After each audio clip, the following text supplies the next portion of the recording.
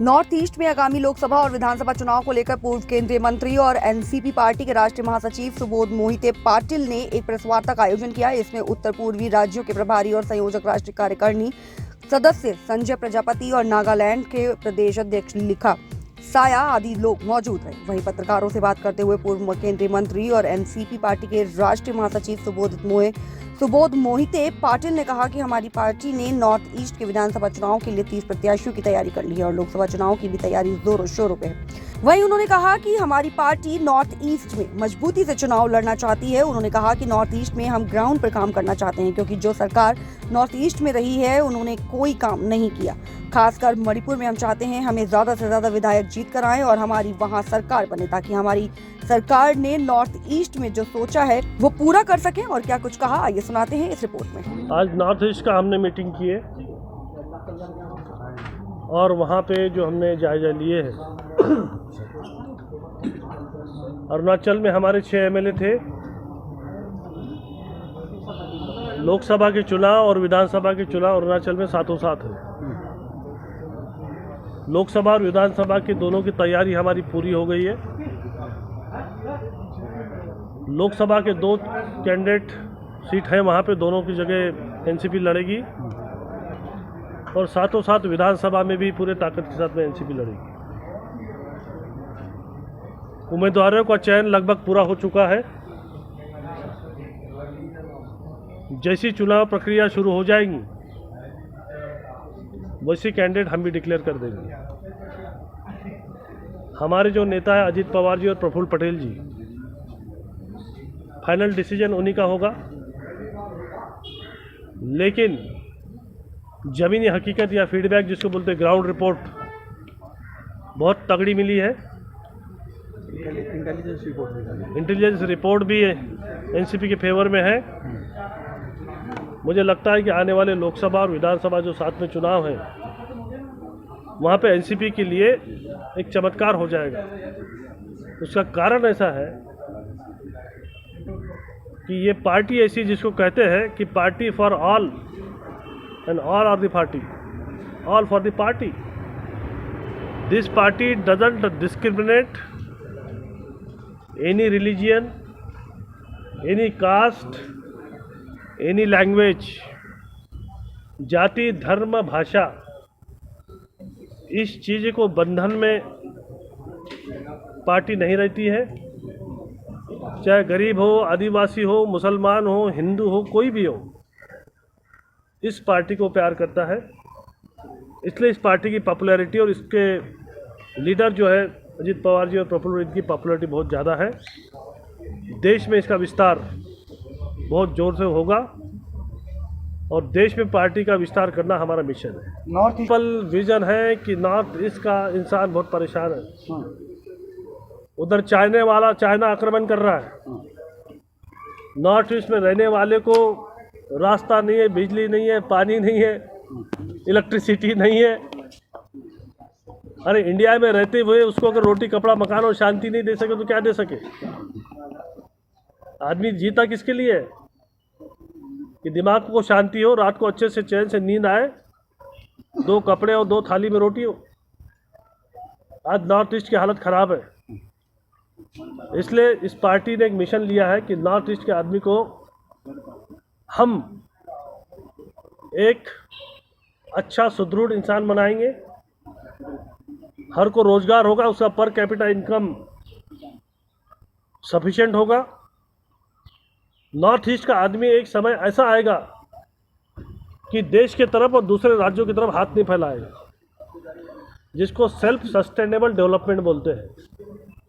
वहाँ agriculture based industry हो, fishery हो, टूरिज़्म हो, एग्रो इंडस्ट्रीज़ हो और वहाँ का आदमी खुद कमाए और बोले कि हम अभी सेल्फ सफिशिएंट हुए। ये हमारा प्लान है। नॉर्थ ईस्ट में विपक्ष भी कहीं ना कहीं जिस तरीके से घटना हुई थी मणिपुर में, उसको लेकर अभी विपक्ष नहीं चुनाव के लिए बड़ी तैयारी कर रही है, तो विपक्ष को लेकर क्या कुछ संदेश रहेगा? विपक्ष यानी कौन? विपक्ष यानी कौन? हम एनडीए के साथ में हैं, इसका मतलब है विपक्ष कांग्रेस हो गया। अब हमको कांग्रेस जहाँ थी पहले नॉर्थ ईस्ट से कांग्रेस की मोनोपोली थी, आज दूर दूर तक कांग्रेस कहीं दिखाई नहीं दे रही है। ऐसा क्यों हुआ? सिंपल है कि कोई वोटर कोई पार्टी का गुलाम नहीं होता। सेल्फ रिस्पेक्ट, जितना छोटा आदमी हो उसको सेल्फ रिस्पेक्ट बहुत होता है। नॉर्थ ईस्ट के आदमी ने पॉलिटिकल पार्टी से क्या मांगा था 70 सालों में? रोटी, कपड़ा, मकान और शांति। 70 सालों में कोई सरकार रोटी, कपड़ा, मकान और शांति नहीं दे सका, इसलिए कांग्रेस का कब्जा खत्म हो गया। भारतीय जनता पार्टी का वहाँ पर राज आया है। भारतीय जनता पार्टी ने जिस तरीके से काम चालू किया है, मुझे ऐसा लगता है कि अच्छा ट्रेंड है।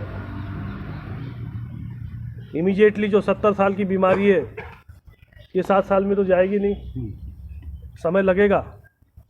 But the people of the north east is happy with the NDA and we are the part of the NDA. हमने 3 राज्य, एक तो मेघालय, दूसरा मणिपुर और तीसरा अरुणाचल, हमने 3 राज्यों पे चर्चा की। तो 3 राज्यों पे चर्चा करने में हमने जो पाया, अरुणाचल जो है हमारा बड़ा मजबूत है, उसका हमने ब्लूप्रिंट तैयार किया। उसमें 30 से ज़्यादा सीटें हम अभी क्लियर आज कर दी है और 2 लोकसभा पे हमारी चर्चा चल रही है। और कल पार्लियामेंट्री बोर्ड की बैठक है मुंबई में, तो उस पर विस्तार से चर्चा वहाँ भी होगी।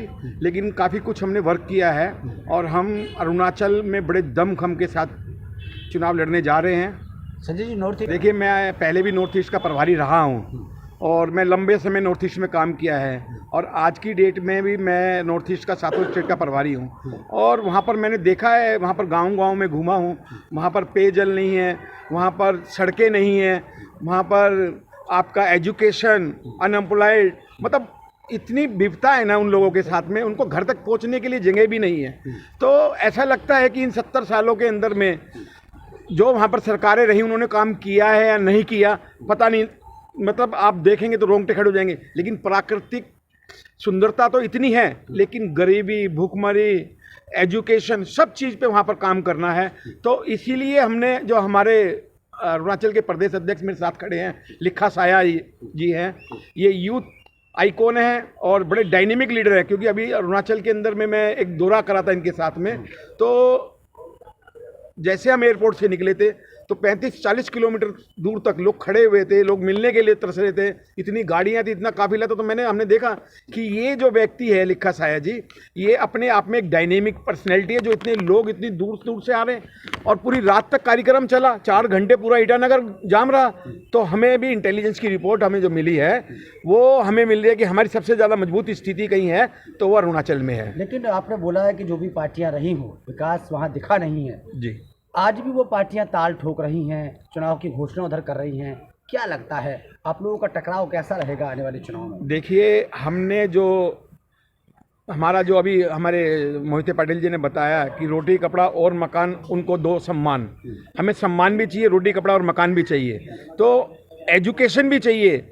एजुकेशन सबसे बड़ा, क्योंकि अरुणाचल के अंदर में मैं देखता हूँ कि वहाँ दूर दूर तक स्कूल नहीं है, अपने बच्चों को बोर्डिंग में पढ़ाते हैं, वहाँ पर इंटरनेट का कनेक्शन नहीं है, वहाँ पर दूर दूर तक सड़कें नहीं हैं। तो ऐसा 70 साल में क्या किया है आपने उस प्रदेश को लूटा है। लेकिन लिखा साया जी जो है एक मजबूत व्यक्ति हैं, उनका कार्यशैली बहुत अच्छी है। वो कहते हैं केंद्र से जो पैसा मिलेगा वो डाउन टू अर्थ तक जाएगा, और ऐसा हमारा मानना है। क्योंकि हमसे आज की डेट में 2 महीने 10 दिन हुआ है इनको अध्यक्ष बनाए हुए, और इनका जो जोरदार इन्होंने काम किया, हम 16-17 डिस्ट्रिक्ट्स हम कवर कर चुके हैं अभी तक।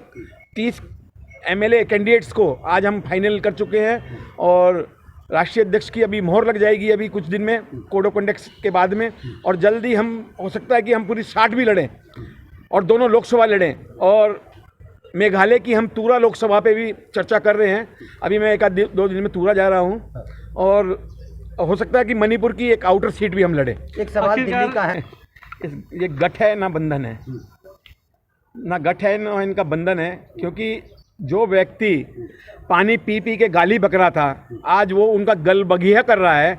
कांग्रेस को चोर चोर कहकर जंतर मंतर पे पोस्टर लगाया, शीला दीक्षित का ये चोर है, सोनिया गांधी का पोस्टर लगाया ये चोर है, शरद पवार का पोस्टर लगाया ये चोर है, और आज वो चोर इनके सगे हो गए। तो चोरों को तो सबक सिखाएगी दिल्ली। फिर भी एक सवाल ये नाम है आपका? वैसे मेरा नाम लिखा साया है।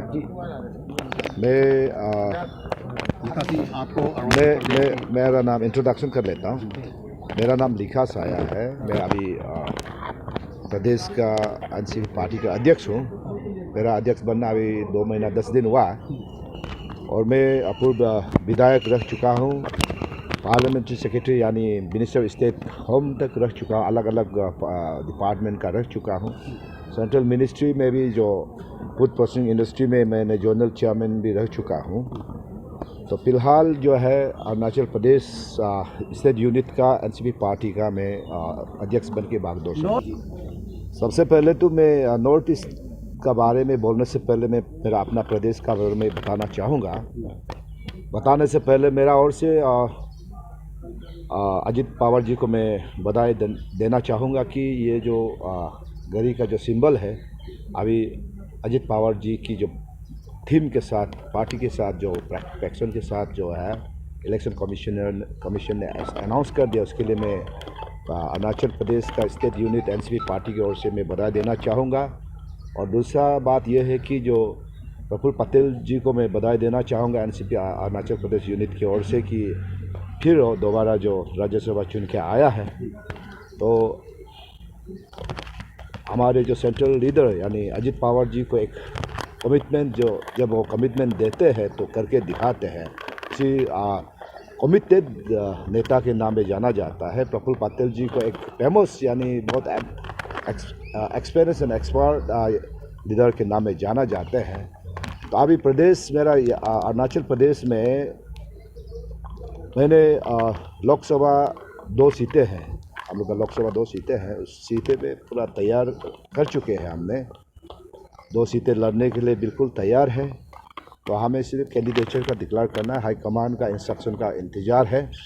और बाकी जो है अरुणाचल प्रदेश में 60 सीटें हैं, तो 60 सीटें में पूरा 60 सीटें तैयारी है। लेकिन अभी फ़िलहाल जो आज हमारे जो नेशनल एग्जीक्यूटिव मीटिंग बैठक हुआ है, तो खासतौर पे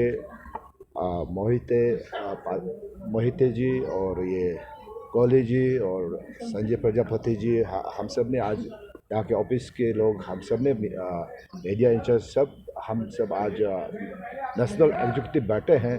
और मेरा साथ में मेरा महासचिव और उपाध्यक्ष और सचिव लोग साथ में आए हैं, और ये ट्रेजरर भी मेरा साथ में। कितनी उम्मीद है नॉर्थ ईस्ट से, कितनी उम्मीद है? हाँ, मैं बताना चाहूँगा कि आज हम लोग मीटिंग बैठ के अरुणाचल प्रदेश के लिए 30 सीटें, आज हम लोग आज का मीटिंग का अंजाम जो है 30 सीटें हम लोग अभी तैयार, आज की मीटिंग में तैयारी हुआ, फाइनल हुआ। और बाकी सीटें जो चुनाव लड़ना है, तो मैं उसे बहुत ही जल्द आपको बताऊंगा कि हाईकमान यानी अध्यक्ष जी और प्रफुल्ल पटेल जी को मुलाकात होने का बाद ही मैं आपको बता सकूंगा। और नॉर्थ ईस्ट का बारे में बोला जाए तो अजित पवार पार्टी अरुणाचल के बारे में आगे बताना चाहूँगा कि अजित पवार पार्टी जो है एनसीपी पार्टी, अभी तो एनसीपी हो गया फुल प्लेज। तो अभी मेरा प्रदेश में बीजेपी का सरकार है, लेकिन अभी एनसीपी पार्टी जो है सेकंड नंबर में है बराबर।